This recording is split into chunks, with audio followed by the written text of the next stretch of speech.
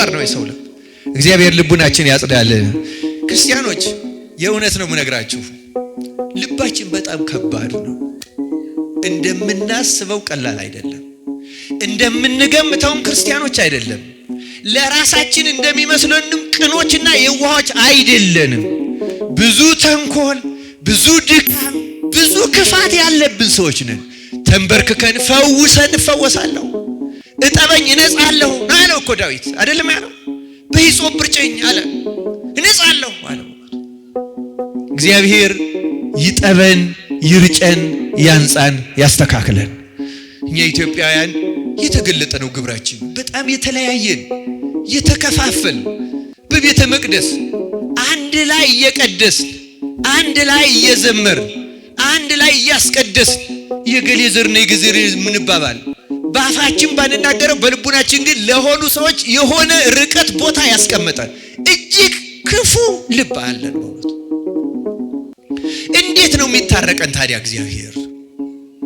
ለምን እንወቅሰዋለን እንዳልሰማን እንደሌለ?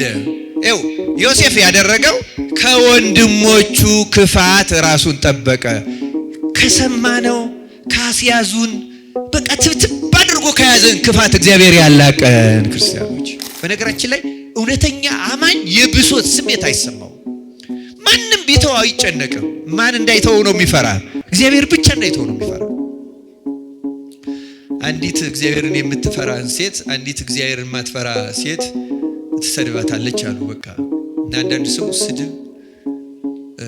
ሰድቦ ሰብዶ ተሰዳቢው ካልመለሰለት ደግሞ የበለጠ ይናደዳል። ታውቃላችሁ አይደለም? እንደዚህ አይነት ሰው መልሰው ቢሰድቡት ደስ የሚለው ሰው አለ። በኋላ እንደው ሰድባ ምንም ዝም ስትላት አቅም ስለሌላት ነው ብላ አስባ እንዲህ አለቻት፣ ማን አባሽ አንቺ ያለ እግዚአብሔር ዘመድ የሌለሽ አለቻት። አሁን ይሄ ስድብ ነው ማለማወቅ። ኧረ እሱን ተይው እንጂ እሱን ተይልኝ እንጂ ሌላውን ውሰጅ አለቻቸው። አሁን እግዚአብሔር ማስተዋሉን ያደለ። አሁን እኛ ስለ በደል ታሪክ ነው ምናወራው። የተረዳነውን የመሰለንን አብዝተን ነው የምናገረው። ሃይማኖት ቀላል አይደለም ክርስቲያኖች። ሃይማኖት ሌላ አይደለም። ሃይማኖት ረጅም የጸሎት መጽሐፍ መድገም አይደለም። ልንገራችሁ፣ ሃይማኖት የበደሉን ሰዎች በደል እንዳልበደሉን አድርጎ መተው ነው ክርስቲያኖች። እግዚአብሔር ይሄን በእውነት ያሳደረብን። ክርስቲያኖች መጀመሪያ ራስን በቤተሰባችን ውስጥ ክፉ ሰው ካለ እኛም ልንሆን እንችላለን። በነገራችን ላይ ስንሰማ ሌላውን እንላለን እንጂ ክፉዎቹ እኛም ልንሆን እንችላለን። ያን ክፋት ግን ከማህበረሰብ ነው የምንወስደው፣ ከሰው ነው። በነገራችን ላይ ከታላቅ ሊሆን ይችላል፣ ከወላጅ ሊሆን ይችላል፣ ከጎረቤት ሊሆን ይችላል፣ ከጓደኛ ሊሆን ይችላል፣ ከሰፈሩ ከማህበረሰቡ ሊሆን ይችላል። ምክንያቱም አንዳንዱ ክፋት የማህበረሰብ ባህል ሆኗል፣ መገለጫ ሆኗል። ልክ በሐረር እናትን እየተሳደቡ መናገር ልማድ እንደሆነው ማለት ነው። አሁን የአዲስ አበባም ሆኗል። ምን አሁን የአዲስ አበባ ብቻ የኢትዮጵያ ሆኗል። እግዚአብሔር እንዲህ ያለውን በሽታ ነቅሎ ይጣልልን። እና ክርስቲያኖች አስተውሉ፣ ክፋት ቀላል ነገር እንዳይመስላችሁ። አንዳንድ ጊዜ ስንሰማው እንዲሁ እኔ አሁን ክፋት አለብኝ የሚል ህሊና ሊመጣብን ይችላል። እንዲህ ይላል የእግዚአብሔር ቃል ትንቢተ ኤርምያስ ምዕራፍ 17 ቁጥር 9 ላይ የሰው ልብ ይላል፣ የሰው ልብ ከሁሉ ይልቅ ተንኮለኛ እጅግም ክፉ ነው፣ ማንስ ያውቀዋል ይላል። ይሄ እግዚአብሔር ቃል ነው። ይሄ ለአበበ ወይም ለገብረ ማርያም ለወለተ ማርያም የተጻፈ አይደለም። አጠቃላይ ስለ ሰው ባህሪያችን በጣም ደካማ ነው። እውነቱ ክፋት የሚስማማው ነው። ክፋት ብቻ አይደለም፣ ቅድስናም ጽድቅም በጎነትም እኮ ይስማማዋል። ግን የሰው ልብ ነው የሚለው የእግዚአብሔር ቃል ከሁሉ ይልቅ ተንኮለኛ እጅግም ክፉ ነው፣ ማንስ ያውቀዋል። ሌላው ቀርቶ ይገርማቸዋል፣ ምን ያህል ክፉ እንደሆን አናውቀው፣ ምን ያህል ችግር እንዳለብን አናውቀው። ክርስቲያኖች የዚህ ትምህርት መሰረታዊ ዓላማ ራሳችንን በእግዚአብሔር ቃል ልክ ጧት ቤታችን በመስታወት ፊታችን እንደምናየው በእግዚአብሔር ቃል ነፍሳችንን እንድንመረምራት እና ከእግዚአብሔር ምን ያህል እንደራቅን አውቀን እንድንመለስ ነው። ክርስቲያኖች እግዚአብሔር በቸርነቱ ይመልሰን። በእውነት ማንንም ሰው ርኩስና የሚያጸይፍ ነው እንዳልል አሳየኝ። እስቲ ይህን ቃል ተናገሩ። እግዚአብሔር በሉ። ማንንም ሰው ርኩስና የሚያጸይፍ ነው እንዳልል አሳየኝ። ለኛም ይህንን ያሳየን። ተመልከቱ ጴጥሮስ ተመልከቱ የነገርኳችሁ ሰው ነው። ምን አይነት ሰው ነው? ገና ከልጅነቱ የወልደ እግዚአብሔርን ማንነት ያወቀና የመሰከረ ሰው ነው። መንፈስ ቅዱስ ገልጾልሃል የተባለ ቢክድም ተመልሶ ስልጣነ ክህነት የተሰጠው ሙት ያነሳ 8 ሰዎች ያሳመነ ሽባ የተረተረ። ይሄ ሆኖ ግን ልቡና ውስጥ አንድ ችግር ነበረች። ምን አይነት ችግር? አሕዛብን በትውልዳቸው ከእስራኤል ውጭ የሆኑ ሰዎችን እግዚአብሔር ለሐዲስ ኪዳን ለክርስትና ይቀበላቸዋል ብሎ ለመቀበል ገና ልቡናው ዝግጁ አልነበረ። ተመልከቱ መንፈስ ቅዱስ ወርዶበት 72 ቋንቋ ያናገረው በዓለም ሄዶ ዞሮ እንዲያስተምር ነው። አሁን ግን በራሱ ምድር በእስራኤል ያለውን ሮማዊ ሰው እንኳን ለመቀበል ዝግጁ አልነበረም። ስለዚህ አንተ አለው እነዚያን የማይበሉ እንስሳት ያሳየው፣ ርኩሳን የተባሉትን ያሳየው። አሕዛብ እንደዚያ ናቸው ለእስራኤል። ግን ደግሞ ተመልከት እግዚአብሔር ተቀብሏቸዋል። በሐዲስ ኪዳን የሞትኩላቸው ለነሱ ነው። ሥጋዬን የቆረስኩት ደሜን ያፈሰስኩት ለነሱ ነው። እስራኤል በመገዘራቸው አሕዛብ ባለመገዘራቸው፣ እስራኤል የመንጻት ሥርዓት ስላላቸው አሕዛብ ስለሌላቸው፣ እስራኤል ትንቢት መቅደስ ካህን ስላላቸው አሕዛብ ስለሌላቸው እነዚህ የረከሱ እነዚህ የተቀደሱ አይደሉም። በሐዲስ ኪዳን ክርስቶስ ለሁሉም አንድ ጊዜ ሞቷል፣ ሥጋውን ቆርሷል። አሁን በክርስቶስ ደም ዓለም ተቀድሷል። አንድም ሰው በእግዚአብሔር ፊት ርክስ የለም። አታድላ። ወንጌል የሚገባቸው እስራኤል ብቻ ናቸው ብላ አታስብ።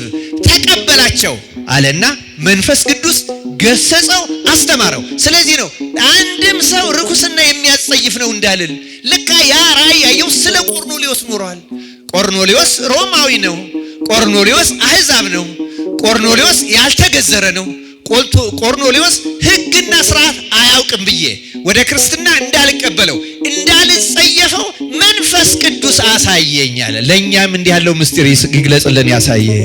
የክርስትና ዓላማው በነገራችን ላይ ክርስቲያን ማለት ክርስቶሳዊ የክርስቶስ መታያ መገለጫ የመልኩ የክርስቶስ ስዕል ማለት ነው። ይህን ቅዱስ ጳውሎስ በመልእክቶቹ ደጋግሞ ገልጾታል። አርፈድም ብዬ ስለመጣው ጊዜን ለማሳጠር ነው እንጂ እንደምታውቁት በእውነቱ ሁላችንም ቅዱስ ጳውሎስ እንዳለው የልጁን መልክ ሊመስሉ ተገባቸው ይላል። ማንኛችንም የሱን መልክ ልንመስል ነው የተገባነው። እሱ የኛን መልክ የነሳው የኛን መልክ ሊመስል ነው። በጠፋው ድሪምም እንደሚተረከው እንደሚተረጎመው ያ የጠፋው 10ኛው ድሪም የንጉሱ መልክ የተሳለበት ነው። ያ ማለት በእኛ በክርስቲያኖች የክርስቶስ መልክ የንጉሱ የተሳለ ነበረ እና አሁን እኛ አጠፋ ነው፣ አይታይብንም። ክርስቶስ በእኛ አይታወቅም። ያ በእኛ ላይ ያለ የፊቱ መልክ የለም። በቅዳሴያችን እንደምንለው ማለት ነው የለም፣ ማንም አይታይበትም። እኛን አይቶ ክርስቶስን የሚያይ የለም። ነበሩ በታሪክ አሁንም ይኖራሉ። በገዳማቱ የተሰወሩት ይኖራሉ። ግን ይሄ ዘመን የእብለት የቅጥፈት ስለሆነ እውነተኛ ጸጋ ያላቸው የተሰወሩ ናቸው በእውነቱ። እርግጥ በየትኛውም ዘመን እዩኝም መወቁኝም ብለው ወጥተው አያውቁም። እና ክርስቲያኖች ሁላችንም ለዚህ የተፈጠርን ነበረ። በክርስቶስ አዲስ ፍጥረት ሆነን ስንፈጠር በተለይ ክርስቲያን ስንሆን መልኩን ለማሳየት እግዚአብሔርን ለማሳየት እግዚአብሔርን አይተንም ለማሳየት አይተን ለማሳየት ስንል እንግዲህ አንዳንድ ይሄ የማታለልም ዘመን ስለሆነ ብዙዎቻችን ጥያቄ ሊኖረን ይችላል። እኛ ብቻ አይደለንም። እንደውም ሐዋርያትም ይሄ ጥያቄ እንደነበራቸው መጽሐፍ ቅዱስ ያስረዳል። ይህ ሆኖ አለባበሳችን የማማሩን ያህል አንዳችንም ደግሞ እግዚአብሔርን የምናሳይ ሰዎች አለመሆናችን ደግሞ አሳዛኝ ነው። ሆነቱ አሳዛኝ ነው። እንኳን በህይወታችን በንግግራችን እንኳን አልቻልንም። ሆነቱ በንግግራችን እርግጥ ንግግር ጌታ እንዳለው በአፍ የሚወጣው ከልብ ስለሆነ ልባችን ካልተስተካከለ ንግግራችን ሊስተካከል አይችልም። እንደው ስለ ምእመናንም አይደለም የምናገረው፣ ስለኛ በመድረኩ ላይ ቆመን ሳናፍር እናስተምራለን የምንለው አስተማሪዎች ራሱ ውጤቱ አንዱ ማናመጣው እግዚአብሔርን እንደመሰለን ደራሲ በምናው ገጸ ባህሪን እንደሚስለው ከመጽሐፍት ተነስተን በህሊናችን የሳልነውን እግዚአብሔርን እንናገራለን እንጂ በመጽሐፍት የተገለጸውን በቅዱሳን የታየውን በትርጓሜ የተብራራውን በንግግር እንኳን ማሳየት የማንችልበት ጊዜ ማለት ይህ ጊዜ ነው። እንኳን በህይወታችን እንኳን በኑሯችን እንደ ጲጥፋራ ያለ ስለ እግዚአብሔር ሰምቶ የማያውቅ አሁን በቻይና በህንድ ያሉ ሰዎች አሉ ስለ እግዚአብሔር ሰምቶ የማያውቁ። እኔ ራሴ የዛሬ 10 ዓመት ገጥሞኛል። ለአገልግሎት አውስትራሊያ ቆይቼ ስመለስ በቻይና ነበረ። ቻይና አንድ ቀን ውሎ ስለነበረን ጎብኝተን ጾም ነው እንደዚህ የነቢያት ጾም ወቅት ነበረ። ባለ ታክሲውን ሬስቶራንት ወሰደናለውና የምንፈልገው ምግብ ለመግለጽ እንደው ቀላል መስሎን እንጾማለን አለ። እንጾማለን ስንለው እስላሞች ናቸው ሆይ አለ። እነሱ የሚያውቁት የሚጾም እስላምን ነው። ነገራችን እውነተኛ ታሪክ ነው የምነግራቸው። ክርስቲያንን ስንድነው ምንድነው ክርስቲያን አለ። ወይስ ክርስቲያን አለ። ደነገጥኩ እኔ። ክርስቲያን የሚባል መኖሩን የማያውቅ ሰው ስለመኖሩ አላውቅም። ምንድነው ክርስቲያን አለ? ምን ብዬ ላስረዳው?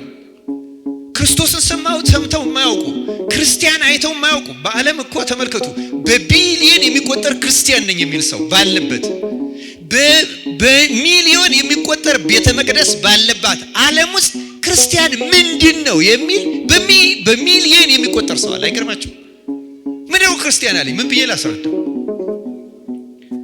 አሁን በዓለም ላይ ያ ቻይና ምንድነው ክርስቲያን ያለኝ ሰው እኔን አይቶ እግዚአብሔርን እንደ ጲጥፋራ በዮሴፍ ላይ እንዳለው ማየት ይቅርና አንድ ክርስቲያን በአገልጋዮቹ ላይ እግዚአብሔርን ማየት ዛሬ አይችልም። ሰው በህይወቱ ማሳየት እንደሚችል ገና በሕገ ልቡና አሁን ያነበብኩላችሁ ታሪክ የሚያስረዳው የተፈጸመው በሕገ ልቡና ነው። ሕገ ኦሪት ከሙሴ ነው የሚጀምረው። ሙሴ ከዮሴፍ ከ200 ዓመት በኋላ የሚመጣ ሰው ነው ሙሴ የሚመጣው እና ኦሪት የምትሰራው ከዚያ በኋላ ነው። ይሄ አሁን ያነበብኩላችሁ ታሪክ ደግሞ በሕገ ልቡና ከያዕቆብ ልጆች አንዱ ከእስራኤል ልጆች አንዱ በሆነው በዮሴፍ ሕይወት የተፈጸመ ነው። ዛሬ የሱን ታሪክ መነሻ አድርገን የግል ሕይወታችንን ቅዱሳን በእግዚአብሔር ፊት ምን እንደሚያደርጉ ወይም ምንድናቸው ለእግዚአብሔር በሌላ ቋንቋ ርዕሳችን ማሳየት ስለሆነ የእግዚአብሔር መታያዎች ናቸው እንጂ አንዳንዶቹ እንደሚሉት መጋረጃዎች አይደሉም። እግዚአብሔር ቅዱሳን የእግዚአብሔር መገለጫዎች፣ መታያዎች፣ መታወቂያዎች ናቸው። ታሪኩን ትንሽ እንድናፍታታውና እንድናየው ፈልጋለሁ። ክርስቲያኖች እንዳልኳችሁ ዮሴፍ ከሙሴ ኦሪትን ከጻፈልን 200 ዓመት በፊት የነበረ ሰው ነው እና እግዚአብሔርን ያየው ጌታው ነው ብለናል። ጌታው የተባለ የዮሴፍ ጌታ ማን ነው? ጲጥፋራ ነው አይደለም እንዴ? ጲጥፋራ የፈርዖን ባለስልጣን ነው እና ዮሴፍ የሄደው ተሽጦ ወደ ግብጽ ነው። ወደ ግብጽ ተሽጦ ወርዶ እሱ ደግሞ ወደዚያ ካወረዱት ከፍልስጤም ነጋዴዎች ገዛው ይላል።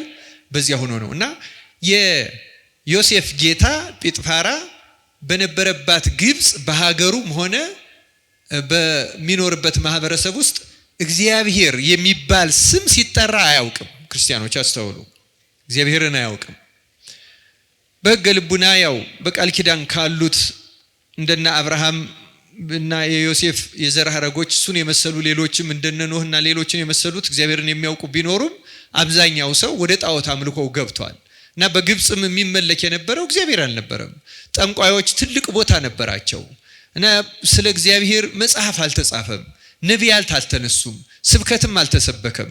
እንኳን በግብጽ ይቅርና በእስራኤልም ገና በእስራኤልም መቅደስ አልታነጸም፣ መጽሐፍት አልተጻፉም፣ ነቢያት አልተነሱም። ምንም ይህን የሚያስረዳ በዓለም ላይ እግዚአብሔር በልቡናቸው ከገለጸላቸው ሰዎች በቀር ለዚያም ነው ሕገ ልቡና የሚባለው እግዚአብሔርን ለሌላው ፍጥረት ለማሳወቅ የሚሆን ምስክር ማስረጃ ምንም አልነበረም። ምንም ባልነበረበት በዚያ ዘመን የእግዚአብሔርን ስም ሰምቶ የማያውቅ ጲጥፋራ የሚባል አንድ የግብጽ ባለስልጣን አንድ አፉን ሳይከፍት ሳይሰብክ ሳይናገርም ስሙንም ሳይጠራ እግዚአብሔርን ማሳወቅ ማሳየት በሕይወቱ የሚችል ሰው ባሪያ ሆኖ ተሽጦ ወደ ቤቱ ገባ። እና እንዴት ይቻላል የሚለውን ጥያቄ ማንሳት አስፈላጊ ነው። በሐዲስ ኪዳን ቢሆን ላንደነቅ እንችላለን። በዚያ ዘመን አንድ ሰው እግዚአብሔርን እንዴት እንዲህ ሊያሳይ ይችላል? እንዴት ነው ዮሴፍ እግዚአብሔርን ያሳየው? ይሄ ቀላል ነገር አይደለም ክርስቲያኖች። አሁን እኛ በክርስትናው ዘመን ያለን መርገም ተሽሯል፣ ፍዳ ተወግዷል፣ ሙስና መቃብር ድል ተነስተዋል። አካላዊ ቃል ሰው በመሆኑ ምክንያት ሰው ከባህሪየ መለኮት ተሳታፊ ሆኗል። ንጽሕት ቅድስት ድንግል ማርያም የባህሪያችን መመኪያ በመካከላችን አለች። በየዕለቱ የእግዚአብሔር ቃል ይሰበካል። በየዕለቱ በጧት በማታ ይጸለያል። በየዕለቱ ብዙ የእግዚአብሔር ነገር ይነገራል። ይህ ሆኖ አለባበሳችን የማማሩን ያህል አንዳችንም ደግሞ እግዚአብሔርን የምናሳይ ሰዎች አለመሆናችን ደግሞ አሳዛኝ ነው። በእውነቱ አሳዛኝ ነው። እንኳን በህይወታችን በንግግራችን እንኳን አልቻልንም። በእውነቱ በንግግራችን እርግጥ ንግግር ጌታ እንዳለው በአፍ የሚወጣው ከልብ ስለሆነ ልባችን ካልተስተካከለ ንግግራችን ሊስተካከል አይችልም። እንደው ስለ ምእመናንም አይደለም የምናገረው፣ ስለኛ በመድረኩ ላይ ቆመን ሳናፍር እናስተምራለን የምንለው አስተማሪዎች ራሱ ውጤቱ አንዱ ማናመጣው እግዚአብሔርን እንደመሰለን ደራሲ በምናቡ ገጸ ባህሪን እንደሚስለው ከመጽሐፍት ተነስተን በህሊናችን የሳልነውን እግዚአብሔርን እንናገራለን እንጂ በመጽሐፍት የተገለጸውን በቅዱሳን የታየውን በትርጓሜ የተብራራውን በንግግር እንኳን ማሳየት የማንችልበት ጊዜ ማለት ይሄ ጊዜ ነው። በእውነቱ እንኳን በህይወታችን እንኳን በኑሯችን እንደ ጲጥፋራ ያለ ስለ እግዚአብሔር ሰምቶ የማያውቅ አሁን በቻይና በህንድ ያሉ ሰዎች አሉ ስለ እግዚአብሔር ሰምቶ የማያውቁ። እኔ ራሴ የዛሬ 10 ዓመት ገጥሞኛል። ለአገልግሎት አውስትራሊያ ቆይቼ ስመለስ በቻይና ነበረ። ቻይና አንድ ቀን ውሎ ስለነበረን ጎብኝተን ጾም ነው እንደዚህ የነቢያት ጾም ወቅት ነበረ። ባለ ታክሲውን ሬስቶራንት ወሰደናል ነውና የምንፈልገው ምግብ ለመግለጽ እንደው ቀላል መስሎን እንጾማለን አልነው። እንጾማለን ስንለው እስላሞች ናቸው ወይ አለን። እነሱ የሚያውቁት የሚጾም እስላምን ነው። ነገራችን ላይ እውነተኛ ታሪክ ነው የምነግራቸው። ክርስቲያንን ስንለው ምንድነው ክርስቲያን አለ። ዋትስ ክርስቲያን አለ። ደነገጥኩ እኔ። ክርስቲያን የሚባል መኖሩን የማያውቅ ሰው ስለመኖሩ አላውቅም። ምንድነው ክርስቲያን አለ። ምን ብዬ ላስረዳው? ክርስቶስን ሰምተው የማያውቁ ክርስቲያን አይተው የማያውቁ በዓለም እኮ ተመልከቱ፣ በቢሊየን የሚቆጠር ክርስቲያን ነኝ የሚል ሰው ባለበት፣ በሚሊዮን የሚቆጠር ቤተ መቅደስ ባለባት ዓለም ውስጥ ክርስቲያን ምንድነው የሚል በሚሊዮን የሚቆጠር ሰው አለ። አይገርማችሁ? ምንድነው ክርስቲያን አለ። ምን ብዬ ላስረዳው? አሁን በዓለም ላይ ያ ቻይና ምንድነው ክርስቲያን ያለኝ ሰው እኔን አይቶ እግዚአብሔርን እንደ ጲጥፋራ በዮሴፍ ላይ እንዳለው ማየት ይቅርና አንድ ክርስቲያን በአገልጋዮቹ ላይ እግዚአብሔርን ማየት ዛሬ አይችልም። በእውነት እግዚአብሔርን ማሳየት ስናነበው ቀላል ይመስላል። ዮሴፍ እኮ እኔ እግዚአብሔርን አሳያለሁ አላለም። እንደሚያሳይም አያውቅም። ጌታውንም ተመልከት እኔ ጋር የሆነ ነገር ታያለህ አላለም። ጌታው ግን ዮሴፍን በማየት ብቻ ረቂቁን አምላክ እግዚአብሔርን አየው። አይገርማችሁ? እና እኛ ክርስቲያኖች ተብለን የክርስቶስ ስጋና ደም ተቀብለን በስሙ ተጠምቀን እርግጥ የስም ክርስቲያኖች ስለሆን ነው። በግብር ብንሆን እናሳየዋለን። በእርግጥ በግብር ብንሆን በስም በነገራችን ላይ በግብር መሆን ምንድነው ካል በግብር መሆን ማለት ሌላ ሰው መሆን ማለት ነው። ምንድነው ሌላ ሰው መሆን ማለት? ሌላ ሰው መሆን ማለት ተመልከቱ፣ ለክርስቲያን የማይገባ ጠባይ፣ አነጋገር፣ ህይወት፣ ማንኛው ነገር ጠፍቶ በእግዚአብሔር ቃል እንደተጻፈው አዲስ ፍጥረት አዲስ ሰው ሆኖ መገኘት። ለምሳሌ አንድ ሰው ስመ ክርስትና የሚሰጠው ዝም ብሎ አይደለም። ሌላ ማንነት አግኝተሃል፣ ሌላ አዲስ ሰውነት አግኝተሃል ተብሎ ነው። በክርስትና የመጀመሪያው አዲስ ስም የሚሰጠው ክርስትና ሲነሳ ነው። ቢቻል በክርስትና ስም ብቻ መጠራት ነበረብን። አሁን ትተነዋል። ያ በክርስትና ስም ብቻ አዲስ ማንነት እንደያዝ ወደ ኋላው ማንነት ተመልሰናል። እኛ የሚቀጥለው ሁለተኛ አዲስ ስም የሚሰጠው ምንኩስና ላይ ነው። አንድ ሰው በተለይ ከመነኮሰ በኋላ እንደ ሕጉ እንደ ሥርዓቱ ከሆነ የትናንትና ስሙን አይደለም ወላጆቹን ትውልዱን መናገር በእውነተኛው ሕግ ያስቀጣል። አሁን ራሱ ይሄን የሚያደርጉ ብዙ መነኮሳት አሉ። በኢትዮጵያም አሉ፣ በሌሎችም አሉ። በተለይ በግብጽ ሕግ ነው። በግብጽ ሕግ ነው። እኔ አንድ ጊዜ አንድ የግብጽ ገዳም የሴቶች ገዳም ውስጥ አንዲት ኢትዮጵያዊት መነኩሲት አግኝቼ ተደነቅኩኝ። እንዲሁ የት ነበርሽ? ማን ነበርሽ? የት አግኝተው አመነኮሱሽ ስላት ይሄንማ ከነገርኩህ ቀኖና ገባ ንስሐ ነው የሚሰጠኝ አለች። ክጄዋለሁ። እሱን እኮ መንኩሻለሁ። ሌላ ስም ተሰጥቶኛል፣ ሌላ ግብር አግኝቻለሁ። ለምን አንተ ራስህ የምትጠይቀኝ ኢትዮጵያዊት ናት ብለህ ነው? እውነቷን ነው። እውነቷን ነው። የምትኖረው የግብጽ ገዳም ውስጥ ናት። ኢትዮጵያዊት ነሽ ተብሎ አድሎ አይደረግባትም። ምክንያቱም ሌላ ህይወት ነው። ያ በክርስቶስ የሚኖሩት ህይወት ነው። በዜግነት የሚኖር አይደለም። በትውልድ የሚኖር አይደለም። በቋንቋ የሚኖር አይደለም። እኛ ደግሞ ያለንበትን ቦታ እናውቀዋለን።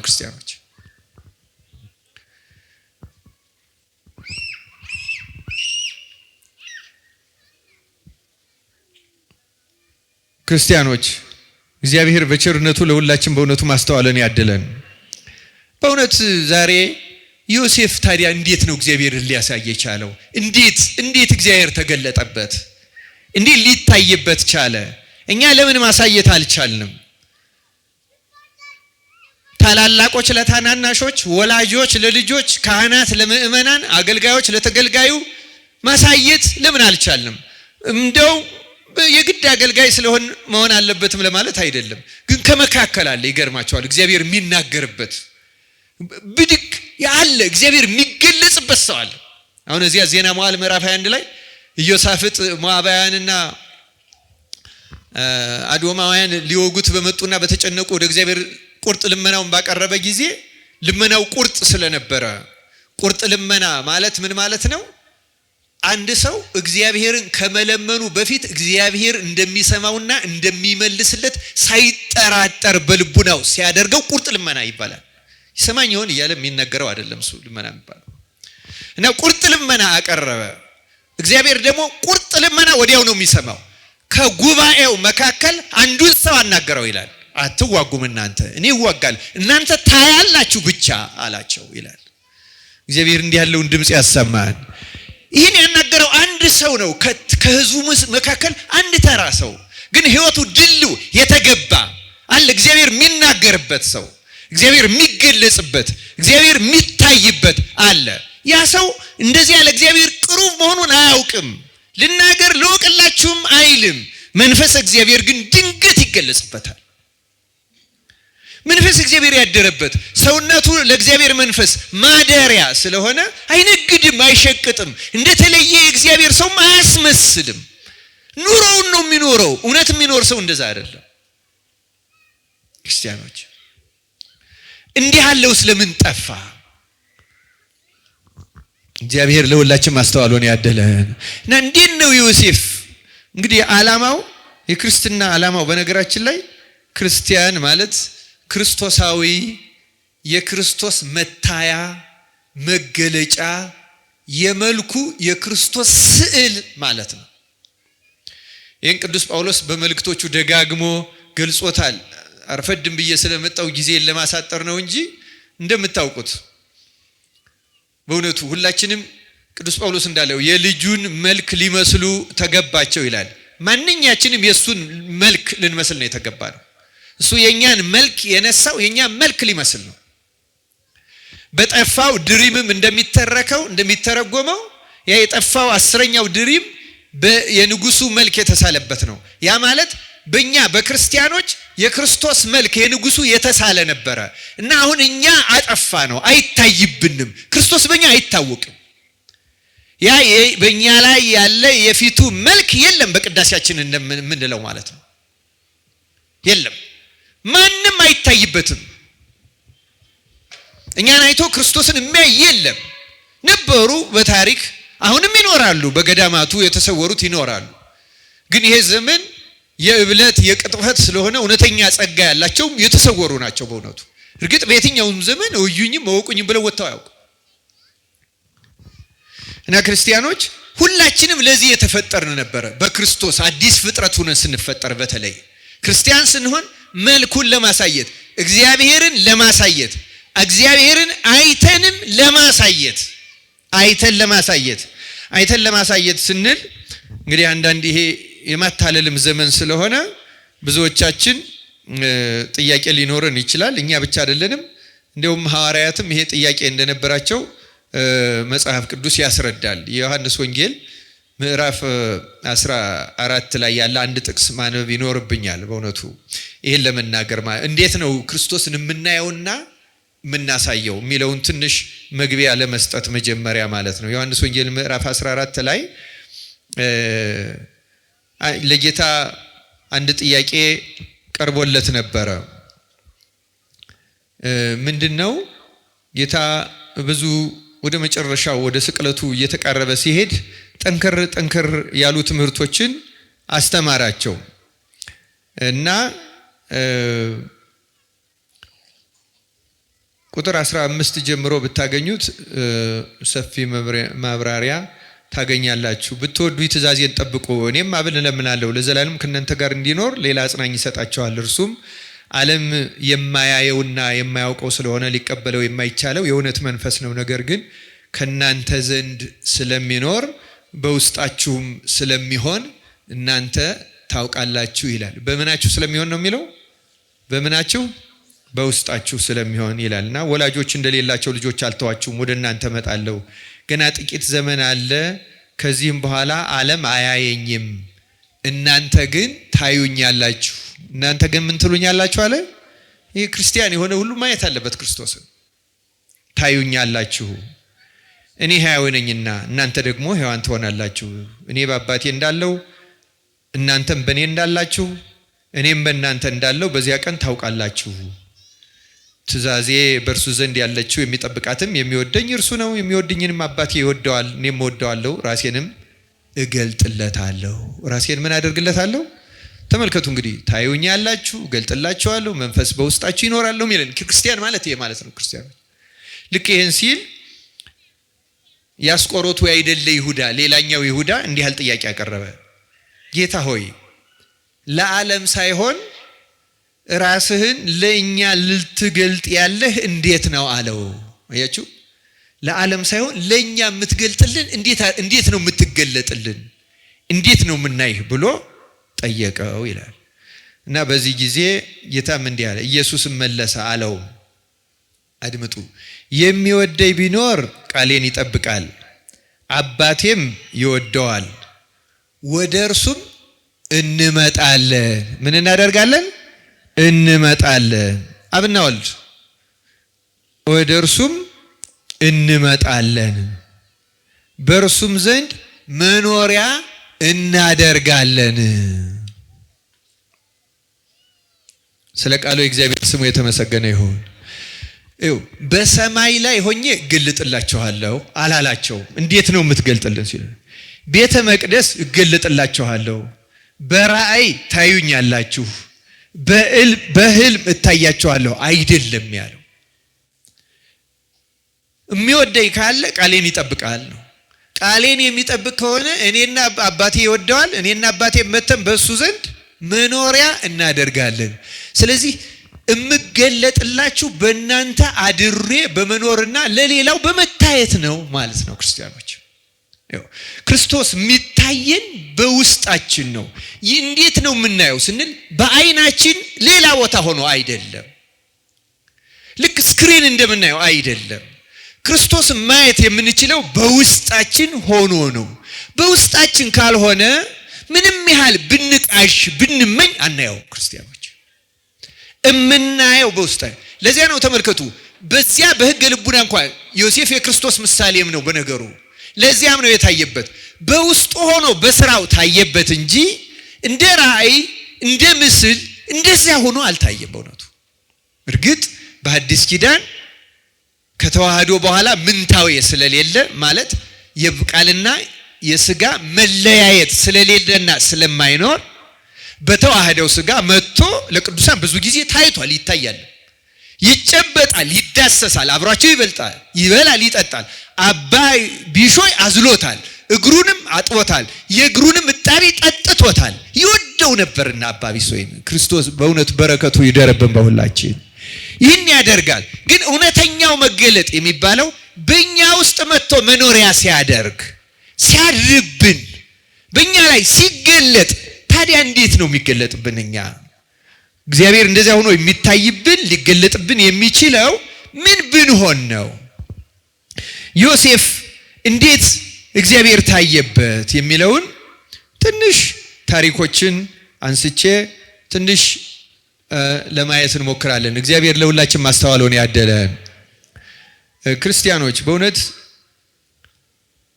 ክርስቶስን እግዚአብሔር ማሳየት ነው ዋናው ተግባራችን ብያለሁ። የክርስትና ዓላማው እሱ ነው እንጂ ተሰብስቦ እንደ ስቴዲየም ደጋፊ ሞራል ሰጥቶ የሚኬድበት አይደለም። የክርስትና አውደ ምህረት ወይም ድምቀት ሰጥተን መብዛታችን አሳይተን የበላጭነት ስሜት ፈጥረን ስርዓታችን ያማረ መሆኑን ፎክረን የምንሄድበት አደባባይ አይደለም። የማንኛውም እንቅስቃሴና ጉባኤ፣ ቅዳሴ፣ ማህሌት፣ ሳታት፣ ምህላ፣ ጸሎት፣ ዑደት ዓላማው እግዚአብሔርን ማሳየት ነው፣ ወይም እግዚአብሔርን ከኛ ጋር ማድረግ ነው። ክርስቲያኖች በቸርነቱ በእውነት ከኛ ጋር ይሆን።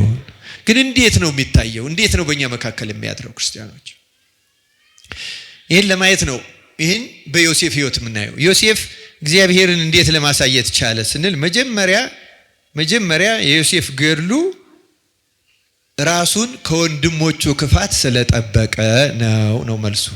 ዮሴፍ ምን ስላደረገ ነው? ከወንድሞቹ ክፋት። የወንድሞቹን ክፋት አሁን አላነበብኩላችሁም፣ ታሪኩን ግን ብዙ ጊዜ የምትሰሙት የምታውቁት ነው። ያነበብኩላችሁ ቅድም ኦሪት ዘፍጥረት ምዕራፍ 39 ቁጥር 1 እስከ 5 ነው። ኦሪት ዘፍጥረት ምዕራፍ 37ን ስታነቡት ዮሴፍ መጀመሪያ ስራ በአባቱ ቤት እንዴት እንደጀመረ የ17 ዓመት ልጅ ሲሆን ከዚያ በግ ጥበቃ ወደ ወንድሞቹ ሲወጣ ወንድሞቹ ከሱ በላይ 10 ወንድሞች አሉት፣ ታላላቆቹ ናቸው።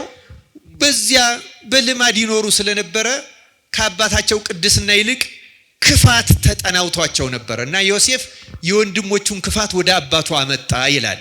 አልተባበረም። ክፋታቸውን አየ፣ ታዘበ።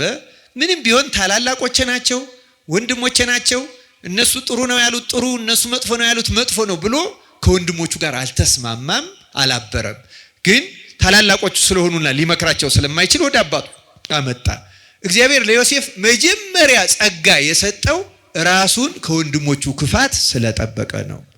ክርስቲያኖች መጀመሪያ ራስን በቤተሰባችን ውስጥ ክፉ ሰው ካለ እኛም ልንሆን እንችላለን። በነገራችን ላይ ስንሰማ ሌላውን እንላለን እንጂ ክፉዎቹ እኛም ልንሆን እንችላለን። ያን ክፋት ግን ከማህበረሰብ ነው የምንወስደው፣ ከሰው ነው። በነገራችን ላይ ከታላቅ ሊሆን ይችላል፣ ከወላጅ ሊሆን ይችላል፣ ከጎረቤት ሊሆን ይችላል፣ ከጓደኛ ሊሆን ይችላል፣ ከሰፈሩ ከማህበረሰቡ ሊሆን ይችላል። ምክንያቱም አንዳንዱ ክፋት የማህበረሰብ ባህል ሆኗል፣ መገለጫ ሆኗል። ልክ በሐረር እናትን እየተሳደቡ መናገር ልማድ እንደሆነው ማለት ነው። አሁን የአዲስ አበባም ሆኗል። ምን አሁን የአዲስ አበባ ብቻ የኢትዮጵያ ሆኗል። እግዚአብሔር እንዲህ ያለውን በሽታ ነቅሎ ይጣልልን እና ክርስቲያኖች አስተውሉ። ክፋት ቀላል ነገር እንዳይመስላችሁ። አንዳንድ ጊዜ ስንሰማው እንዲሁ እኔ አሁን ክፋት አለብኝ የሚል ህሊና ሊመጣብን ይችላል። እንዲህ ይላል የእግዚአብሔር ቃል ትንቢተ ኤርምያስ ምዕራፍ 17 ቁጥር 9 ላይ የሰው ልብ ይላል፣ የሰው ልብ ከሁሉ ይልቅ ተንኮለኛ እጅግም ክፉ ነው፣ ማንስ ያውቀዋል ይላል። ይህ እግዚአብሔር ቃል ነው። ይሄ ለአበበ ወይም ለገብረ ማርያም ለወለተ ማርያም የተጻፈ አይደለም። አጠቃላይ ስለ ሰው ባህሪያችን በጣም ደካማ ነው። በእውነቱ ክፋት የሚስማማው ነው። ክፋት ብቻ አይደለም፣ ቅድስናም ጽድቅም በጎነትም እኮ ይስማማዋል። ግን የሰው ልብ ነው የሚለው የእግዚአብሔር ቃል ከሁሉ ይልቅ ተንኮለኛ እጅግም ክፉ ነው፣ ማንስ ያውቀዋል። ሌላው ቀርቶ ይገርማቸዋል። ምን ያህል ክፉ እንደሆን አናውቀውም። ምን ያህል ችግር እንዳለብን አናውቀውም። ክርስቲያኖች የዚህ ትምህርት መሰረታዊ ዓላማ ራሳችንን በእግዚአብሔር ቃል ልክ ጧት ቤታችን በመስታወት ፊታችን እንደምናየው በእግዚአብሔር ቃል ነፍሳችንን እንድንመረምራት እና ከእግዚአብሔር ምን ያህል እንደራቅን አውቀን እንድንመለስ ነው። ክርስቲያኖች እግዚአብሔር በቸርነቱ ይመልሰን። በእውነት የሰው ልብ በጣም ክፉ ነው ይላል። በጣም አድሏዊ ነን እኛ። ህሊናችን የተለማመደው ነገር ስለሆነ ትክክል የሚመስለን ችግር ያልሆነ የሚመስለን በእግዚአብሔር ቃል ሲታይ በጣም አደገኛና ስህተት ሊሆን ይችላል። ክርስቲያኖች አንድ ታሪክ ረጅም ቢሆንም ባጭሩ ልተርክላችሁ። ስለ የሰው ልብ ምን ያህል ከባድ እንደሆነ ትንቢተ ኤርምያስ ላይ የተገለጸው ቃል ምን ያህል ትክክል እንደሆነ እንድናይ አንድ ትልቅ ቅዱስ ላንሳ። ሊቀ ሐዋርያት ቅዱስ ጴጥሮስን ታውቁታላችሁ አይደለም? በረከቱ በሁላችን ይደርብን። ቅዱስ ዮሐንስ አፈወርቅ እንደሚለው እነዚህን ታሪኮች የምናነሳቸው እግዚአብሔር ለኛ ማስተማሪያ ስለገለጣቸው ነው እንጂ አሁን ቅዱስ ጴጥሮስን ምንወቅስበትና ምንነቅፍበት አቅምም ሁኔታም ኖሮ አይደለም። ክርስቲያኖች ያንን እግዚአብሔር ከህሊናችን ያርቅ። ግን የሰው ልብ ምን እንደሆነ ደግሞ የቅዱሳን ሕይወት ያሳያል። በነገራችን ላይ በቅድስና ያሉ ሰዎች እንኳን በልቡናቸው ውስጥ ምን ያህል ድካም ይገኝባቸው እንደነበረ የቅዱስ ጴጥሮስን ረጅም ታሪክ እኔ አልተርክም። አንዳንዶቹን ነገሮች ግን ማስታወስ ፈልጋለሁ። ቅዱስ ጴጥሮስ ጌታ መጀመሪያ ከጠራቸው 4 ሐዋርያት ውስጥ አንዱ ነው። የእንድርያስ ወንድም ነው። ስለዚህ ከመጀመሪያዎቹ ሐዋርያት ነው፣ እስከ መጨረሻው አልተለየም። ዋናዎቹን ነገሮች ለማንሳት በፊልጶስ ቂሳሪያ ጌታ ሰዎች የሰው ልጅ ማን ይሉታል ብሎ ሲጠይቅና አንዳንዶች ኤርምያስ፣ አንዳንዶች ሙሴ፣ አንዳንዶች ኤልያስ ወይም ከነቢያት አንዱ ነው ይላሉ ሲል እናንተስ ማን ትሉኛላችሁ ብሎ ሐዋርያትን ሲጠይቃቸው ቅዱስ ጴጥሮስ ምን ብሎ ነው የመለሰ? አንተ የማን ልጅ ነህ ያለ? የሕያው እግዚአብሔር ልጅ ነህ አይደለም? ጌታ ምን ብሎ መለሰለት? ይህንን ስጋህና ደምህ አልገለጸልህም ማለት። ስለዚህ ተመልከቱ፣ ቅዱስ ጴጥሮስ ገና ደቀ መዝሙር በነበረበት በመጀመሪያው ዓመታት መንፈስ ቅዱስ ምስጢር ገልጾ ያናገረው ሐዋርያ ነበር። ክርስቶስን ወልደ እግዚአብሔር ነህ ብሎ መጀመሪያ የመሰከረ ሐዋርያ ቅዱስ ጴጥሮስ ነው። በዚህም የተነሳ አንተ አለት ነህ፣ በዚህች ዓለት ላይ ቤተክርስቲያኔን እሰራታለሁ፣ የሲኦል ደጆችም አይችሏትን ብሎ የክህነት መሰረት የክህነትን ቁልፍ መሰረት መጀመሪያ የጣለው በጴጥሮስ ልቡና ላይ ነው። በረከቱ በሁላችን ይደርብን። ጴጥሮስ እንዲህ ያለ ሐዋርያ ነው። ጴጥሮስ ከዚያ በኋላም ብዙ ታምራት፣ በኋላ ልራመድ አለ፣ ተራመድ አለው። ብዙ አጋንንትን አወጣ፣ ብዙ ነገር አደረገ። በኋላም ሰው ሁሉ እረኛውን እመታለሁ በጎቹ ይበተናሉ የሚለው ትንቢት ይደርስ ይፈጸም ዘንድ ዛሬ የሰው ልጅ ስለእናንተ ተላልፎ እናንተም ከኔ ትሸሻላችሁ ሲል ሌሎች ሁሉ ቢክድሁ እኔ ግን አልክድህም አለ ጴጥሮስ። ላለመካድም ሞከረ። የማርቆስን ጆሮ ቆረጠ። ያ ስሜቱ ነው። ክርስቲያኖች የሚችለውን አድርጓል ቅዱስ ጴጥሮስ። በኋላ ግን ሳያውቀው ክዶ ተገኘ። ዶሮ ሳይጮህ ስንት ጊዜ ትክደኛለህ ብሎታል። እንዳለው ክዶ ተገኘ። ግን ጌታ ደግሞ በኋላ ጴጥሮስ ሆይ ትወደኛለህን? አዎ ጌታ ሆይ እንደወደህ አንተ ታውቃለህ እያለ በጎችን ጠብቅ፣ ግልገሎችን አሰማራ፣ ጠቦቶችን ጠብቃለና የስልጣነ ክህነትን ቁልፍ መጨረሻ ሰጠው። ሰዎች እንዳያቆስሉት ተከላከለለት። እንዳያቆስሉት ማለት ምን ማለት? አንተ እኮ የተሰቀለለት ክደሃል፣ አንተን እንደ ፍጹም ሐዋርያ ነህ እንዳይባል የክህነትን ከተንሳኤው በኋላ የክህነትን ቁልፍ የሰጠው ለቅዱስ ጴጥሮስ። ስለዚህ ቅዱስ ጴጥሮስ ድክመትን ቢገኝበት በድክመቱ ልንነቅፈው አልተፈቀደልንም። እግዚአብሔር ይቅር ብሎታል፣ ትቶለታል። ስለዚህ ይህንን ስልጣን ተቀበለ። ከዚያ በኋላ ቅዱስ ጴጥሮስ ጌታ ካረገ በኋላ መንፈስ ቅዱስ ወርዶ 72 ቋንቋ ሲያናግር አይሁድ ጉሽ ወይን ጠጅ ጠጥተው ሰክረዋል ሲሉ ገና 3 ሰዓት ነው ብሎ መጀመሪያ የሰበከውና 3000 ነፍሳትን ያሳመነው ማን ነው? ቅዱስ ጴጥሮስ። ከ72 ቋንቋ ከሚናገር ከተለያየ ሀገር የመጡት ሰዎች 3000 ሰዎችን ያሳመነ ቅዱስ ጴጥሮስ ነው። በኋላ አንድ ቀን ከዮሐንስ ጋር ወደ ቤተ መቅደስ ሲሄዱ ደግሞ ሽባው ለመናቸው። የሐዋርያት ሥራ ምዕራፍ 5 ላይ እንደተጻፈው ምዕራፍ 3 ላይ እንደተጻፈው ሲለምናቸው እንሰጥ ዘንድ አንዳች የለንም፣ ያለንን እንሰጣለን፣ በጌታ በኢየሱስም ተነስና ተመላለስ አለው። ብድግ ብሎ ሽባው ተመላለሰ። ተደነቁ። ሰዎች ሰሙት። ከዚያ በኋላ 5000 ሰዎችን አሳመነ። 8000 ማህበረ እስጢፋኖስ የምትባለው የተመሰረተችው በቅዱስ ጴጥሮስ ስብከት ነው።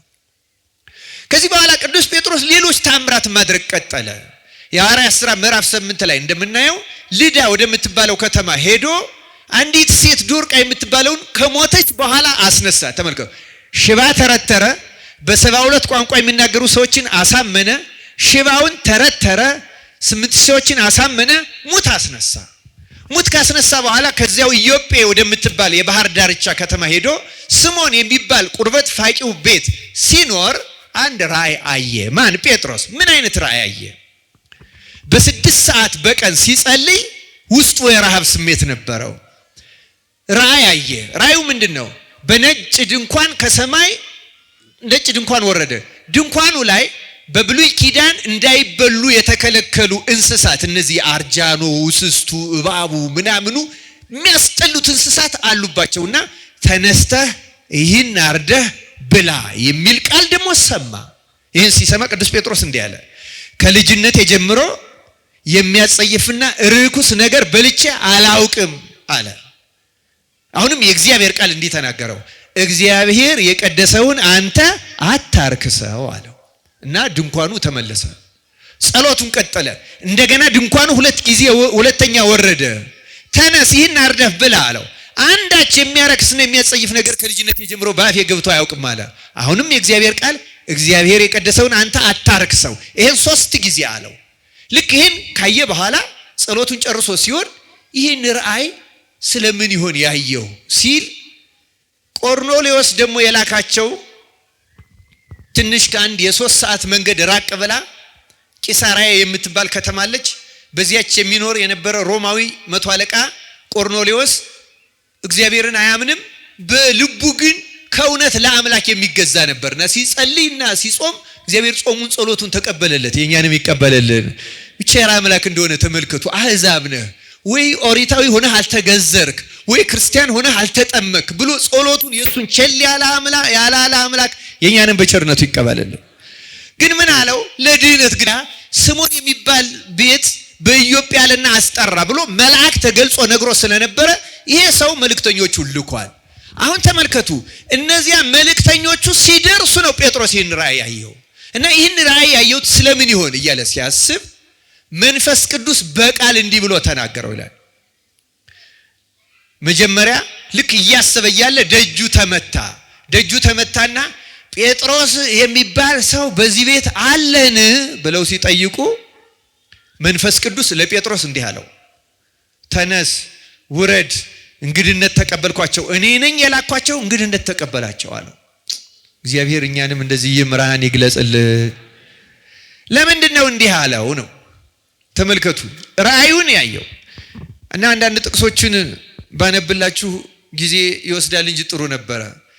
ለምንድነው እንዲህ አለው? ከዛ በኋላ ጴጥሮስ መንፈስ ቅዱስ ስላዘዘው ተቀበላቸው፣ አሳደራቸው። በነጋው ወደ ቂሳርያ ከተማ ሄደ። ሲሄድ ሮማዊ 100 አለቃ ቤተሰቦቹንና ወዳጆቹን ሰብስቦ ቤቱ ሞልቶ ጠበቀው። ለምን አስጠራኸኝ አለው። ሲጸልይ መልአክ የገለጸለትን ነገረው። ከዚያ በኋላ ጴጥሮስ እንዲህ አለ። ምን አለ? እግዚአብሔር ማንንም ሰው ርኩስና የሚያጸይፍ ነው እንዳልል አሳየኝ። እስቲ ይህን ቃል ተናገሩ። እግዚአብሔር በሉ። ማንንም ሰው ርኩስና የሚያጸይፍ ነው እንዳልል አሳየኝ። ለኛም ይህንን ያሳየን።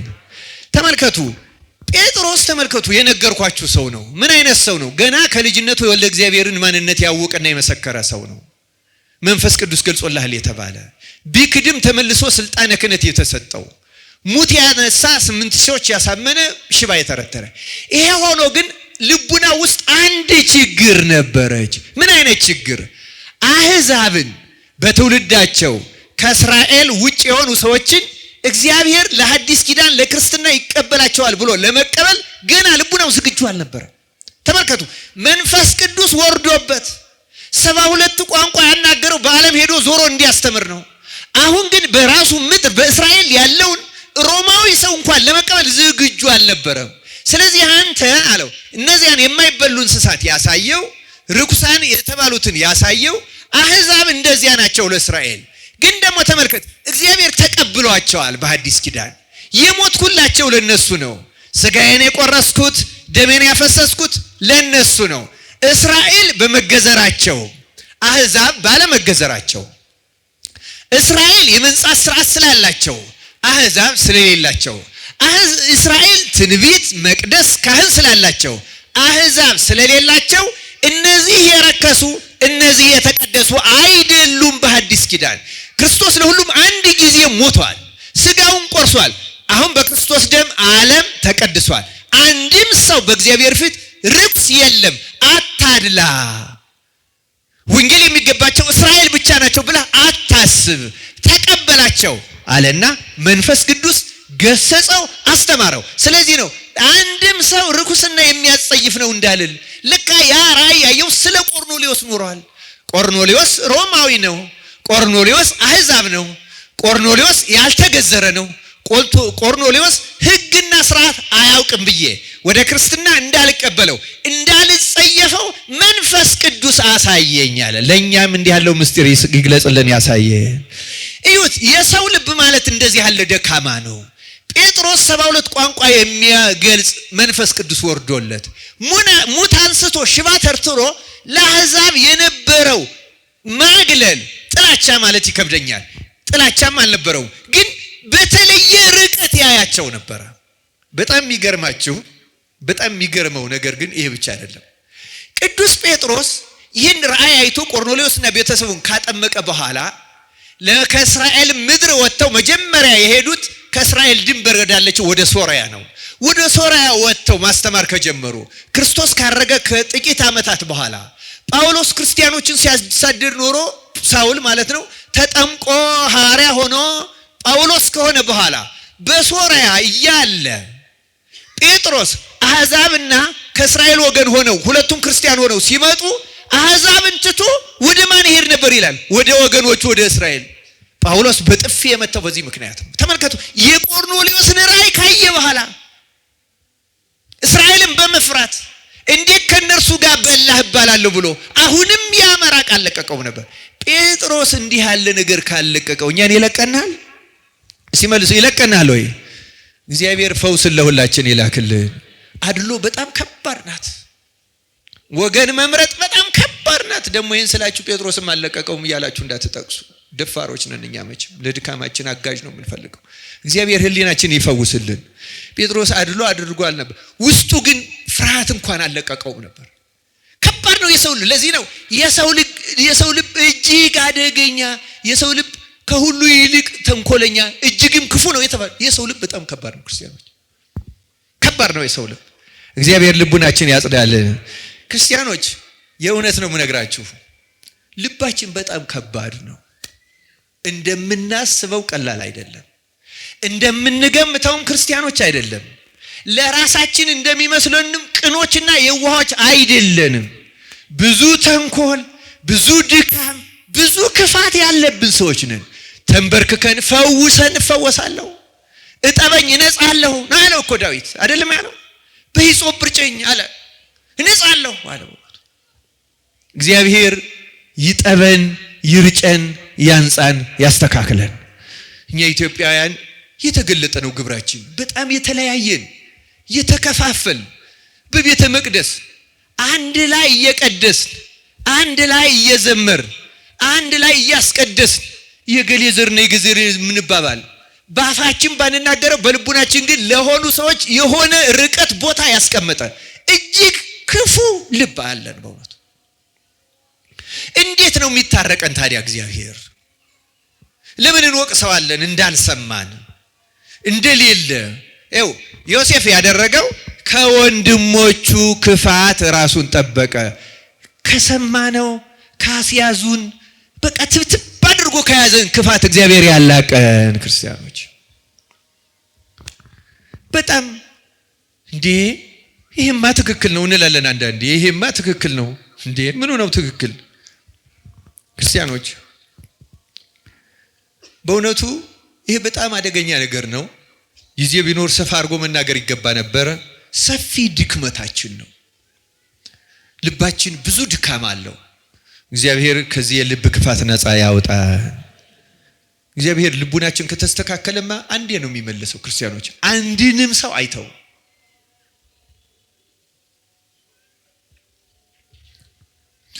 ቅዱስ ዳዊት በመዝሙር 50 ላይ እንዳለው ልበ ትሁተ ወየዋህ ኢይሜንን እግዚአብሔር። ትሁት እና የዋህ የሆነውን ልብ እግዚአብሔር በፍጹም አይንቅም ነው የሚለው። እንግዲህ ተመልከቱ ክርስቲያኖች፣ እግዚአብሔር የማይንቅ ከሆነ አድልቶ አይደለም የተወንን ልቡናችን ትሁት የዋህ ስላልሆነ ክርስቲያኖች እግዚአብሔር ማንንም ልቡ ትሁት የሆነ ማንኛውንም ልብ እግዚአብሔር አይንቅም። ችግሩ ያለው እዚህ ውስጥ ነው ክርስቲያኖች፣ ልባችን ውስጥ ነው ያለው መሰረታዊ ችግሩ። እንቅፋታችን ሌላ አይደለም ክርስቲያኖች፣ የኛው የራሳችን ልቡ ነው። ይህን ጾም እንጠቀምበት። በሽተኛ ካልሆን በቀር ረዘም ያለ ጊዜ እንጹም። ረዘም ያለ ጊዜ ብቻ አይደለም፣ ውለንም ስንበላ መጥነን እንብላ። መጥነን ሰውነታችንን እንቅጣው። ከዚያ በኋላ መብረክረክ ተሰጥቶን ፈጣሪያችንን ልቡናችን አስተካክል ብለን እንለምነው ክርስቲያኖች። ልቡናችን ከተስተካከለ ምንም ችግር የለም። እውነቱ ልቡ የተስተካከለ አንድንም ሰው እግዚአብሔር ትቶ አያውቅም። አንድንም ሰው ክርስቲያኖች። ስለዚህ ችግሩ ያለው እኛ ልብ ውስጥ ነው። ለምን ይሄን አናይም? ለምን ይሄ አልተደረገልንም ካል መልሱ ባጭሩ ልቡናችሁ ስላስተካከለ ነው። ለዚያ ነው ጌታም በወንጌል አስቀድማችሁ ውስጡን ፈሪሳውያንን የወጭቱን ውስጡን እጠቡ ነው ያለው። ውጩን አታጥሩ። ዝም ብሎ ከላይ ብናሰማምረው አነጋገሩንም ብናሽሞነሙነው አይሆንም። ክርስቲያኖች ውስጥ መስተካከል አለበት። ልቡናችንን እናስተካከል። አምላካችን እግዚአብሔር ይርዳን። ዮሴፍን አሁን ክፋት መራቁን ብቻ አይደለም እስከ መጨረሻው አሁን 2-3 ነጥቦችን አነሳለሁ ባጭሩ ልቡን እናየዋለን። እውነት ለመናገር ሁለተኛው የዮሴፍ ታሪክ በጣም ይገርማቸዋል። ዮሴፍ ሁለተኛው እግዚአብሔር የታየበት ምክንያት የሰዎችን ድካም አያነሳም። አለማንሳት ብቻ አይደለም አይደጋግምም በፍጹም። ከመጽሐፍ ቅዱስ 2 ጥቅሶችን ብቻ በንባብ አሰማቸዋለሁ። ዮሴፍን መሸጡን አውቀናል አይደለም እንዴ? ዮሴፍ በጲጥፋራ ቤት የሆነውን ታሪክ ታውቃላችሁ አታውቁም? የጲጥፋራ ሚስት ወደደችውና ከኔ ጋር ተኛ አለችው። እምቢ አላት። እምቢ ሲላት ጨርቁን በግድ ስትይዝ ጥሎላት ወጣ ይላል አይደለም? ቅድም ያነበብኩላችሁ ኦሪት ዘፍጥረት 39 ቁጥር 7 ጀምሮ ስታነቡ ይህን ታሪክ ነው የምታገኙት። ትቶላት ወጣ። በኋላ ግን እሷ እንደዚህ ያለ መልካም ባሪያ አስገብቶ አስደፈረኝ ብላ ጮኸች። ታሰረ፣ እስር ቤት ገባ። ደግሞ የንጉሱ እስረኞች ማለት ንጉሱን በቀጥታ በድለው ሊገደሉ የሚችሉ እስረኞች የሚታሰሩበት የተለየ እስር ቤት አለ። እዛ ውስጥ ነው ዮሴፍ የገባው። እና ዮሴፍ እዚያ ገብቶም ግን በጣም የሚገርመኝ የዮሴፍ ህይወቱ እግዚአብሔር ከእርሱ ጋር የነበረ ሰው ስለነበረ ስራ አያቆምም ነበረ እና እስር ቤትም ስራ ይሰራ ነበረ። እግዚአብሔር ደግሞ ጸጋውን አበዛለት። አሁን እኛ ብንሆን ምን አድርጌ ነው እግዚአብሔር ወንድሞቼ ጠሉኝ፣ ሸጡኝ፣ ራቁቴን ልብሴን ገፈው ነው የሸጡኝ። ከዛ ደግሞ እዚህ መጥቼ ተሽጬ ባለውበት ሳገለግል እስር ቤት ገባው። ጠያቂ ዘመድ የለኝ፣ የሚያውቀው ሰው የለም፣ ሌላ ሀገር ነው ያለው። እኛ ብንሆን ምን እንደሚሰማን አስቡ ክርስቲያኖች። ዮሴፍ ግን እግዚአብሔር ከእርሱ ጋር ስለነበረ እንደዚህ አይነት የብሶት ስሜት፣ በነገራችን ላይ እውነተኛ አማኝ የብሶት ስሜት አይሰማው። ማንም ቢተው አይጨነቅም። ማን እንዳይተው ነው የሚፈራ? እግዚአብሔር ብቻ እንዳይተው ነው የሚፈራ። አንዲት እግዚአብሔርን የምትፈራ ሴት አንዲት እግዚአብሔርን የማትፈራ ሴት ትሰድባታለች አሉ። በቃ እና አንዳንድ ሰው ሰድቦ ተሰዳቢው ካልመለሰለት ደግሞ የበለጠ ይናደዳል። ታውቃላችሁ አይደለም? እንደዚህ አይነት ሰው መልሰው ቢሰድቡት ደስ የሚለው ሰው አለ። በኋላ እንደው ሰድባ ምንም ዝም ስትላት አቅም ስለሌላት ነው ብላ አስባ እንዲህ አለቻት፣ ምን አባሽ አንቺ ያለ እግዚአብሔር ዘመድ የሌለሽ አለቻት። አሁን ይሄ ስድብ ነው ማለማወቅ። ኧረ እሱን ተይው እንጂ እሱን ተይልኝ እንጂ ሌላውን ውሰጂ አለቻቸው። አሁን እግዚአብሔር ማስተዋሉን ያደለ። እውነተኞች ሰዎች እግዚአብሔር ካላቸው ምንም ንቅንቅ አይፈሩም፣ አይሰቀቁም። እና ዮሴፍም እንደዚህ አይነት ሰው ነበረ። ታዲያ በእስር ቤት እያለ የንጉሱ እስረኞች መጥተው ደግሞ ለነሱ ህልም ተረጎመላቸው። እና ህልም የተረጎመው ለንጉሱ ለፈርዖን ለእንጀራ አበዛውና ለጠጅ አሳላፊው ነው። በህልማቸው መሰረት ነው የተረጎመላቸው። በህልማቸው መሰረት የጠጅ አሳላፊው መልሶ ይሾማል። አሳጥሬ ነው የምናገረው። የእንጀራ አበዛው ግን ያ እንጀራ የሚያቀርበው ግን ይገደላል። ይሄን ተረጎመላቸው። እና ያን የጠጅ አሳላፊውን ግን አንድ ነገር ጠየቀው ዮሴፍ። ሲጠይቀው አንተ እንደተፈታ አንተ የንጉሱ ጠጅ አሳላፊ ስለሆንክ እኔንም ከዚህ እስር ቤት እንደወጣ ንገርልኝ ለማለት ነው። እና ለማለት ሲናገር እንዲህ አለው። ተመልከቱ ዮሴፍ ለዚያ ለፈርዖን የጠጅ አሳላፊ ኦሪት ዘፍጥረት ምዕራፍ 40 ቁጥር 14 ላይ እንዲህ የሚል ቃል ተጽፏል። ነገር ግን አለ በጎ ነገር በተደረገልህ ጊዜ እኔን አስበኝ። ማንን አስበኝ አለ? እኔን አስበኝ፣ ምህረትንም አድርግልኝ፣ የኔንም ነገር ለፈርዖን ነግረህ ከዚህ ቤት አውጣኝ ካለ በኋላ እኔን ከዕብራውያን አገር ሰርቀው አምጥተውኛልና ከዚህ ደግሞ በግዞት ያኖሩኝ ዘንድ ምንም አላደረኩም አለ ይላል። ስለ ቃሉ የእግዚአብሔር ስሙ የተመሰገነ ይሁን። የዮሴፍን በረከት ያሳድርብን፣ ልቡናውን አነጋገሩን ያድለን ይስጠን። በእውነት እዩ፣ ዮሴፍን አነጋገሩን ስሙት። እኔን አለ ከዕብራውያን ሀገር ሰርቀው አምጥተውኛል። ተሰርቆ ነው የመጣ? ተሽጦ ነው የመጣው? እኛ ብንሆን ምን እንል ነበረ? የኔ ታሪክ ረጅም ነው፣ ቁጭ በልማ ስማ፣ አንድ ቀንም አያልቅም። ወንድሞች ያደረጉብኝን ግፍ ልንገርህ፣ በሰው ያልተደረገ በእኔ ተነግረዋል አንልም? እንላለን አንልም? ይኸው ጻድቃን ግን የሰውን ግፍ አጉልተው አይናገሩም። ጭራሽ እንዲያውም ወንድሞቹን አላነሳቸው። ተሰርቄ መጥቻለሁ አለ እንጂ ተሸጬ ራቁቴን ጉድጓድ ውስጥ ጥለውኝ ያመጣሁላቸው ምግብ በልተው ምንም አልዘረዘረም። ሰው የእግዚአብሔር ሲሆን የበደለውን ሰው በደል አይዘረዝርም። እንዲህ ያለውን ልቡና ያሳደረብን። እስኪ ራሳችን እንመለከተው። እንኳን ስለበደሉን ሰዎች ይቅርና የበደሉን ስለመሰሉን። በነገራችን ላይ የበደሉን ሰዎችና የበደሉን የመሰሉን ሰዎች ይለያያሉ። አይደለም እንዴ? እኛ እንደተበደልን እያሰብን ላንበደል እንችላለን። አብዛኛዎቻችን እንዲያው የምናወራው እንደተበደልን እናወራለን እንጂ ላንበደልም እንችላለን። ግን ብንበደልስ፣ የተጨበጠ በደል ቢፈጸምብንስ? እውነተኛ ሃይማኖት ያለው ሰው እግዚአብሔር ዝም ብሎ አይታይም። ክርስቲያኖች እግዚአብሔር የሚታይባቸው ሰዎች የሰውን በደል የማይቆጥሩ ሰዎች ናቸው። ዮሴፍ የወንድሞቹን በደል አላነሳም። ሌላው ቀርቶ ረጅሙን ታሪክ በአጭሩ ልንገርህና ወንድሞቼ ለዚህ ግፍ አሳልፈው ሰጡኝ አላለም። ረጅሙን ማሳጠርም የለም፣ አጭሩን ማስረዘምም የለም። አሁን እኛ ስለ በደል ታሪክ ነው ምናወራው። የተረዳነውን የመሰለንን አብዝተን ነው የምናገረው። ሃይማኖት ቀላል አይደለም ክርስቲያኖች። ሃይማኖት ሌላ አይደለም። ሃይማኖት ረጅም የጸሎት መጽሐፍ መድገም አይደለም። ልንገራችሁ፣ ሃይማኖት የበደሉን ሰዎች በደል እንዳልበደሉን አድርጎ መተው ነው። ክርስቲያኖች እግዚአብሔር ይሄን በእውነት ያሳደረብን። በጣም የሚገርመው ደግሞ እሱ እነዚያስ ወንድሞቹ ሆነው ነው። ጲጥፋራና የጲጥፋራ ሚስት ገዙት፣ ተጠቀሙበት። እግዚአብሔር ስለነሱ የጲጥፋራን ቤት ባረከው። ግቢውን፣ ውስጡን፣ ውጩን በሀብት አትረፈረፈለ። ይህን አድርጎ እንኳን እኔ ይህን አድርጌላቸው እነሱ ይህን አደረጉብኝ አላለም። ስለነሱም አልተናገረም። ምንድን ነው ያለ? አሁንም ደግሞ አለ ከዚህ ግዞት ቤት ውስጥ ያኖሩኝ ዘንድ እኔ ምንም አላደረኩም ብሎ እሱ ምንም ጥፋት ስላለማጥፋቱ ተናገረ እንጂ የጲጥፋራ ሚስት ስላጠፋቸው ጥፋት አልተናገረም። ምን አይነት ልቡና ነው ክርስቲያኖች? ምን አይነት ህሊና ነው? ሃይማኖት እንደዚህ ነው የሚያደርገው። ኃጢአትንም ሰው እንኳን አሁን እኛ ኃጢአት እንኳን አብረን ብንሰራ እገሌ ያሰራን እገሌ ታሰራችን ነው የምንለው እንጂ እኔ እንዲህ አድርጌ ሰርቼ ብለን አንናዘዝም። ዝሙት እንኳን ብንፈጽም አታላኝ አታሎን እንደዚህ ነው የምንለው እንጂ እኔ ተታልዬ እኔ እንዲህ አድርጌ አንልም።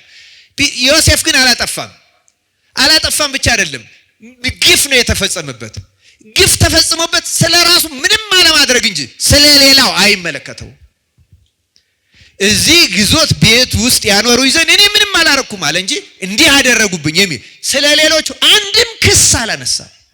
እንዲህ ያለችውን ነፍስ እግዚአብሔር ያድለን። ክርስቲያኖች ይህን የጾም እንጠቀምበት። እውነቴን ነው የምነግራችሁ። የኛ ህሊና ከሳሽ ነው። እንኳን እንደዚህ የበደልንን ሰው እኮ ያልበደልንን የማቴዎስ ወንጌል ምዕራፍ 17 ላይ አንድ ታሪክ አለ። ታሪኩ ምንድነው? አንድ ሰው ልጁን ጨረቃን እያየ እሳትና ውሃ ላይ እየጣለው በሽተኛ ልጅ ነበረው እና ወደ ደቀ መዛሙርቱ አመጣው። ደቀ መዛሙርቱ ያን ጊዜ ጸጋ ተሰጥቷቸው ሁለት እያረገ እየላካቸው እያስተማሩ አጋንንትን እያወጡ ድውያንን ይፈውሱ ነበረ። ይህም በሽተኛ አምጥቶ ወላጁ አባትየው ፈውሱልኝ አላቸው። ሞከሩ፣ ሊፈውሱት አልቻሉም። ታሪኩን ባጭሩ ለመናገር በኋላ ይሄ ሰው ልጁን ወደ ጌታ ይዞ ቀረበና ጌታ ሆይ ብዙ ጊዜ ልጅን እሳትና ውሃ ላይ ይጥለዋል፣ እንዲህ ያደርገዋል። ወደ ደቀ መዛሙርትህ አመጣሁት፣ እነሱ ግን ሊፈውሱት አልተቻላቸውም አለና ደቀ መዛሙርቱ ከሰሳቸው። እንዲገርማል እኮ እየሰማችሁ ነው ክርስቲያኖች? ይኸውላችሁ በእንዲህ ያለው ጊዜ እንኳን ህሊናችን ወደ ክስ ያቀናል። ለዚያ ነው ጌታ ጠማማ ትውልድ እስከ መቼ ከእናንተ ጋር እኖራለሁ ብሎ ገሰጸው መጀመሪያ። ምክንያቱም ስለ ልጁ አለመዳን ደቀ መዛሙርቱ ሊያስወቅስ የሚችል እንኳን ካለ በእነሱ ድክመት ብቻ እንደተፈወሰ አድርጎ መናገር ግን አልነበረበት። ግን ተመልከቱ አልቻሉም። እርግጥ ደቀ መዛሙርቱም ጌታን ጠይቀዋል። ለምን አልቻልም እኛ ብለው ጠይቀውት ነግሯቸዋል። ስለ እምነታችሁ ማነስ ነው ብሏቸዋል። እነሱም የእምነት ማነስ ይገኝባቸው ነበረ። የኛንም የእምነት ማነስ ክርስቶስ ያስወገደልን። ዋና ጉዳይ ግን ምን መሰላችሁ? ባልተበደል ነው። አሁን ደቀ መዛሙርቱ ይሄን ሰው አልበደሉትም። ባልበደል ነው እንኳን እንከሳለን። ዮሴፍ ግን በምንም መንገድ የክስ መንፈስ አላደረበትም ነበረ። አምላካችን እግዚአብሔር በየህልናችን በየአንደበታችን ያለውን የክስ መንፈስ ከኛ ያረቀልን። በኋላ ዮሴፍ የፈርዖንን ህልም ተርጉሞ ተሹሞ ታላቅ ሰው ሆኖ ታሪኩን ታውቁታላችሁ ብዬ ገምታለሁ። ብዙዎቻችሁ ወንድሞቹ እህል ሊገዙ መጡ። በኋላ ባወቁት ጊዜ አፈሩ። እነሱ እንዲያውም ለአባታቸው፣ በነገራችን ላይ የዮሴፍ ወንድሞች ታሪክ አሁን ላለነው ለኛ ለኢትዮጵያውያን ትምህርት ነው። ለአባታቸው ዮሴፍ ሲላቸው እንጃ ጨርቁ ይሄ የሱ ነው ወይ? ጨርቁን ቀዳደው በደም ነክረው እንግዲያውስ ክፉ አውሬ በልቶታል አሉት። አባትየው አለቀሰ። አባቱን ለማሳመን ነው ይሄን ያሉት። አባቱን ለማሳመን ክፉ አውሬ በልቶት ሞቷል ያሉት ወንድሞቹ በዘመን ብዛት ግን አመኑት። ይሄንን ዮሴፍ ሞቷል የሚለውን እየሰማችሁ ነው አይደል ክርስቲያኖች? አንዳንድ ሰዎች እንደዚህ እንደምንሆን ታውቃላችሁ። በሆነ ምክንያት ደንግጠን እንዋሽና ለዛ ውሸት ደጋግመን ስንናገር እውነት መስሎን ድርቅ ምንል ሰዎች አለን። ከዚህ በሽታ እግዚአብሔር ይፈውሰን። እና አምነውት ኖረው በኋላ ስለ ዮሴፍ ሲናገሩ ዮሴፍ ሳያውቁት ስንት ናችሁ? 12 ነበር። እህሳ አንዱ አባታችን ጋር አንዱስ ሞቷል ብለው ለዮሴፍ ነገሩት። ምክንያቱም አምነዋል። ለራሱ ለዮሴፍ ሞቷል ብለው ስለ ዮሴፍ ነገሩት።